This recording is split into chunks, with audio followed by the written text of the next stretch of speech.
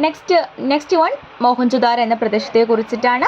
മോഹൻജൊദാരോ എന്ന വാക്കിൻ്റെ അർത്ഥം എന്താണ്? മരിച്ചവരുടെ കുന്ന് എന്നാണ് മോഹൻജൊദാരോ എന്ന വാക്കിൻ്റെ അർത്ഥം. മോഹൻജൊദാരോ കണ്ടെത്തിയത് R.D. ബാനർജിയാണ്. 1922 കണ്ടെത്തിയത്. അപ്പോൾ മോഹൻജൊദാരോ എന്ന വാക്കിൻ്റെ അർത്ഥം എന്താണ്? മരിച്ചവരുടെ കുന്ന് എന്നാണ്. മോഹൻജൊദാരോ കണ്ടെത്തിയത് R.D. ബാനർജിയാണ്. 1922. ഏറ്റവും വിസ്തീർണം കൂടിയ സംസ്കാര കേന്ദ്രമാണ് മോഹൻജൊദാരോ.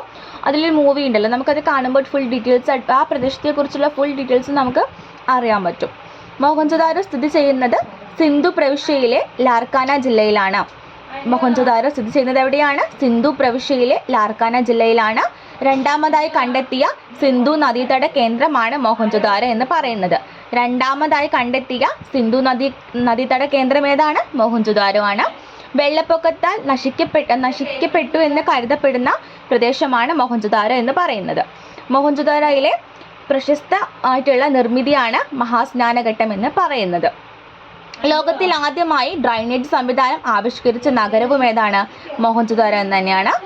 മോഹൻജൊദാരോയിൽ നിന്ന് കണ്ടെടുത്ത വസ്തുക്കളാണ് നൃത്തം ചെയ്യുന്ന പെൺകുട്ടി, വെങ്കല പ്രതിമ, കുളിക്കടവ്, ക്ഷേത്രത്തിൻ്റെ മാതൃകകൾ, പശുമഹാദേവന്റെ മുദ്ര, ധാന്യപ്പുരകൾ, ആടിൻ്റെ പ്രതിമ, എരുമയുടെ പ്രതിമ എന്നിവ.